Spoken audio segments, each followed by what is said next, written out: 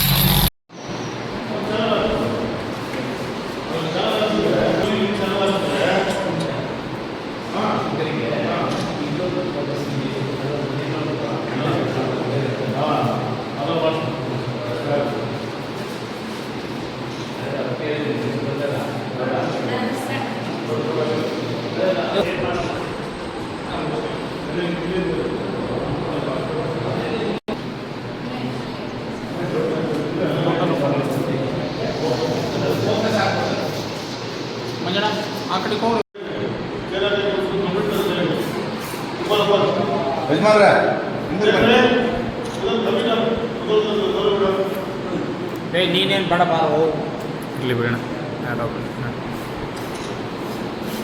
ಹೇಗೆಲ್ಲ ಇದು ಹಿಡ್ಕೊಂಡು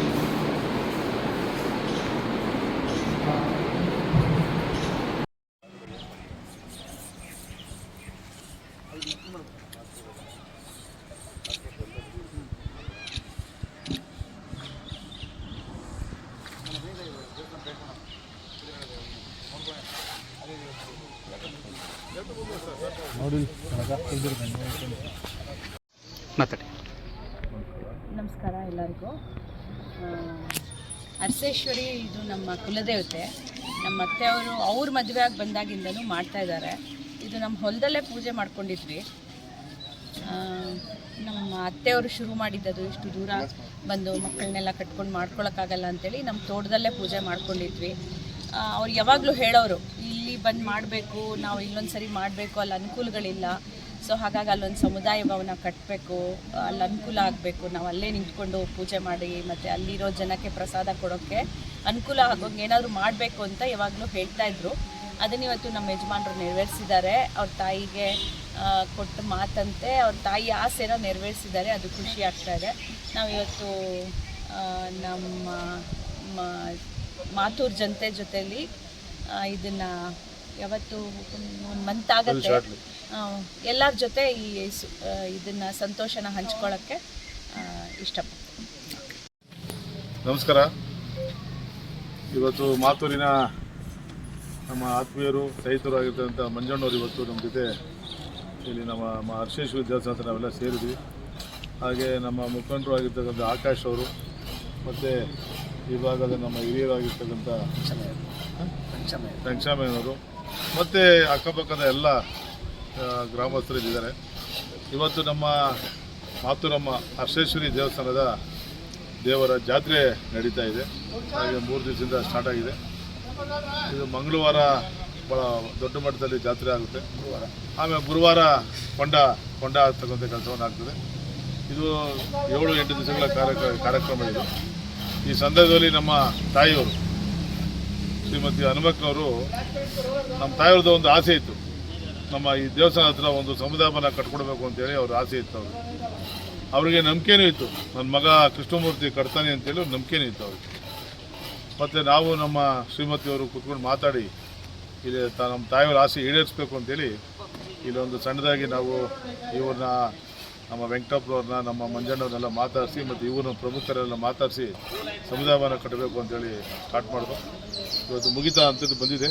ಇದು ಒಂದು ಬಡವರು ಮಾಡೋದು, ಶ್ರೀಮಂತರು ಮಾಡ್ಬೋದು. ಇಲ್ಲಿ ಏನು ನಾಮಕರಣ, ಮದುವೆ, ಈ ಥರದ ಎಲ್ಲ ಕಾರ್ಯಕ್ರಮಗಳು ಇಲ್ಲಿ ಶುಭ ಕಾರ್ಯಗಳು ಇಲ್ಲಿ ಮಾಡ್ಬೋದು.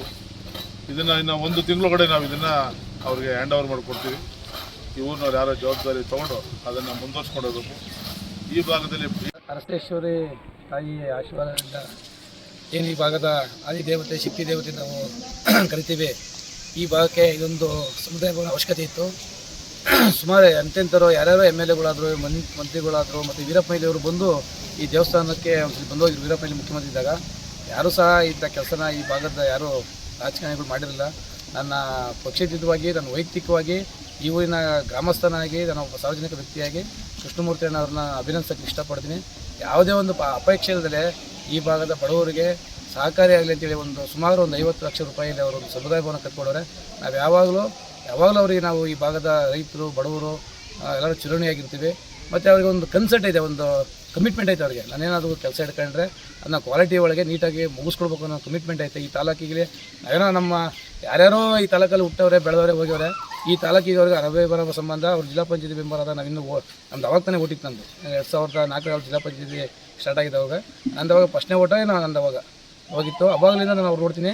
ಕಮಿಟ್ಮೆಂಟ್ ವ್ಯಕ್ತಿ ಅವರು. ಅವ್ರ ಬಗ್ಗೆ ಹೇಳ್ಬೇಕು ಅಂದರೆ ಭಾಳ ವಿಚಾರಗಳಿದೆ. ಯಾರೋ ಮಾತು ಕೊಟ್ಟು ರೈತರನ್ನ ಹಿಡ್ಕೊಳ್ಳೋದು. ಆಮೇಲೆ ಈ ಪ್ರತಿ ವರ್ಷ ಇಲ್ಲಿ ಬಂದು ಅವರು ಕುಟುಂಬದಲ್ಲಿ ಬಂದು ಹಬ್ಬ ಮಾಡೋದಿಲ್ಲ.